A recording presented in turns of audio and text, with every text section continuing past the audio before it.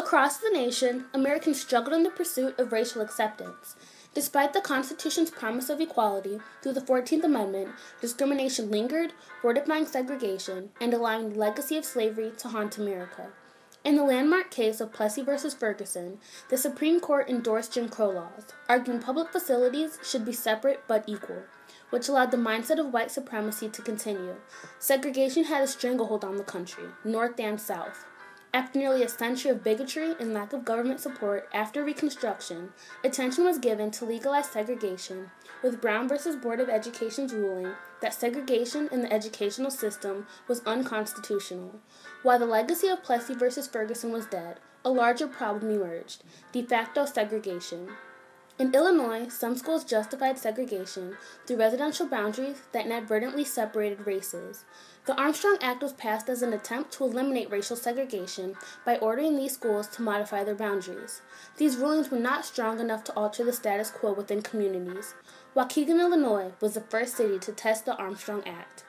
Residential boundaries divided Waukegan, causing a large portion of minorities to live toward the south side of the city, leaving the north predominantly white. Our organization was responsible for fair housing because we protested the fact that blacks could only live in certain parts of Waukegan. And Waukegan became the first city in Lake County to have a fair housing ordinance. The problems Frank Harris faced, among others, created these boundaries. Suspected Ku Klux Klan intimidation from the 1920s was reflected well into the 1960s. Realtors became the culprits, restricting the black population and their freedom to live where they wanted.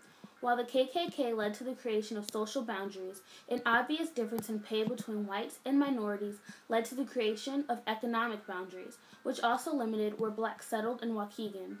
The average income of black workers was significantly lower than that of white workers.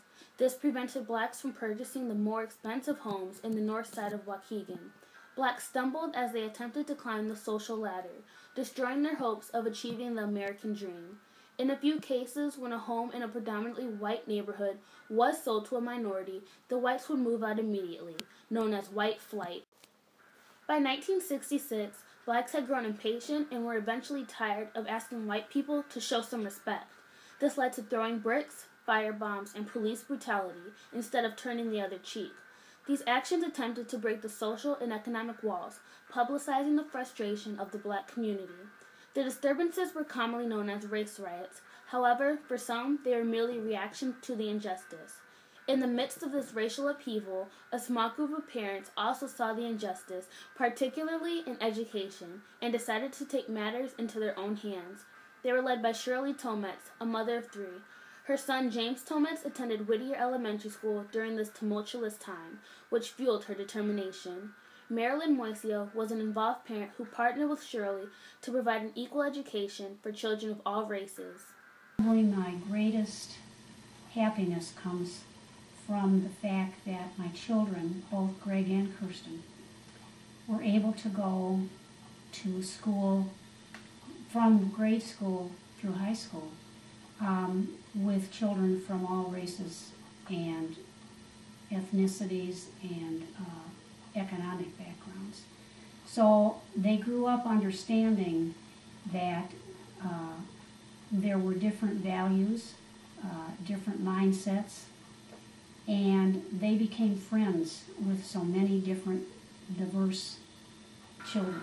Accompanying Shirley Tometz on this crusade against injustice, Edith Smith was a mother concerned with the quality of her children's education. She was a teacher and an advocate for equality, who noticed Waukegan's black children were at a disadvantage. A study was made comparing the education received by blacks in the schools they attended and what Caucasians received in the way of education in schools where they attended. And it was found that the children who went to the predominantly black schools their education, their reading ability was subpar. And this was considered absolutely unacceptable. Many of Waukegan's black teachers, with the help of the NAACP, worked together to make their goal of equal education a reality. The use of petitions and board meetings were not enough, so black and white parents united. As mothers of Whittier students, Edith Smith and Shirley Tometz joined forces, following Edith's principle, "You don't have to be tall in stature, but tall in character." They continued their endeavors with hopes that all children may one day have the chance to interact with other races. The process of desegregating Whittier divided a once cohesive black community. Some people hid in fear of upsetting the system, but Edith followed her intuition, believing, "You have to fight for what is right. You cannot just accept what people decide to give you." While some blacks adhered to Edith's principles, others preferred the comfort and familiarity of being amongst their own race. Despite the tensions between races that prevented some blacks from taking action, others, including the Tometz, Smith, and Moiseo families, came together for the greater good. A real estate man sat on the school board, advertising in the paper, Whittier School for Negroes. My children were the only white kids in their class for a long time until it was desegregated. The sad part of it was, in those days, I had lots of cooperation from the black people, but it was difficult for them because if they even showed any kind of notice of helping out on something like this, they'd lose their jobs, anything. Everybody was scared. In order to overcome the beast of de facto segregation, Waukegan had to battle the controversy pertaining to Mayor Robert Sabanjan's conflict with the NAACP. Waukegan residents were aware of Mayor Sabanjan's controversial opinions toward the black community. Sabanjan did not believe Waukegan's black population were entitled to the same rights as whites. We have to handle these characters like daffodils instead of the bums that they are, where we could throw them in a jail where they belong. No, we have to tap them on the wrist. Now, the other problem which caused this situation is the NAACP. Their continual announcements of planned demonstrations, their continual announcements of mass meetings has worked these people up in a frenzy, these irresponsible hoodlums who the so-called civil rights workers are working in their behalf for first-class citizenship. Well, I think that the NAACP should turn right around and start doing something about demonstrating against these undesirables in their own race. Without hesitation, Sabanjan shared his beliefs and allowed blacks to remain second-class citizens. With discrimination from the city's leaders, the NAACP strived to make Waukegan an integrated community. The publicity of Sabanjan's confrontation with the NAACP forced people to decide whether or not to remain a bystander or take action, either violently or peacefully. The persistent Whittier parents felt that the most effective step to settle de facto segregation was through peaceful means, which meant taking the issue to the Illinois Supreme Court. When it came time to push for desegregation of the schools, the NAACP said somebody has to stand up and be willing to have the lawsuit named after them. Well, I was 8 or 9 years old, but my mother stood up and said, well, if you need a person, I feel strongly enough, and we'll put the lawsuit in my son's name, James Tometz versus the Board of Education. The Board of Education denied Shirley's initial plans to change the residential boundaries, so she gathered a petition from parents to convey a need for change. The school board remained indifferent, believing education was already accommodating. Mayor Sabanjan carefully chose people to be members of the Board of Education in order to run a system that modeled his racist views. The school board insisted that they randomly divided the schools. Their main concern was the students' safety, considering traffic hazards and walking distances, and the available finances did not allow them to fund such drastic changes. You can throw the pebble in to the middle of the pond, but those ripples are going to come back over here.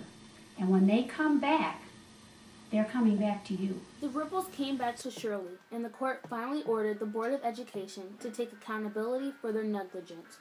This served as the initial push for schools to redraw their boundary lines. Eventually, this resulted in schools that deliberately maintained a racial balance through open enrollment. Shirley's constant hope that her actions would eventually make an impact paid off after a prolonged battle with appeals. Although northern states had a tendency to sway toward violence, Waukegan's victory through peaceful protests proved that race riots and violence are not necessary to settle disputes. Breaking these boundaries was not easy, and Waukegan has not reached its full potential, but the unwavering, committed work of Shirley Tometz, Edith Smith, Frank Harris, Marilyn, and Dennis Moiseo helped transform a city once characterized by its racism and division into a land that embodies acceptance and diversity. I think there's kind of a lesson for everybody that if you feel strongly about something, you should stand up and do something about it.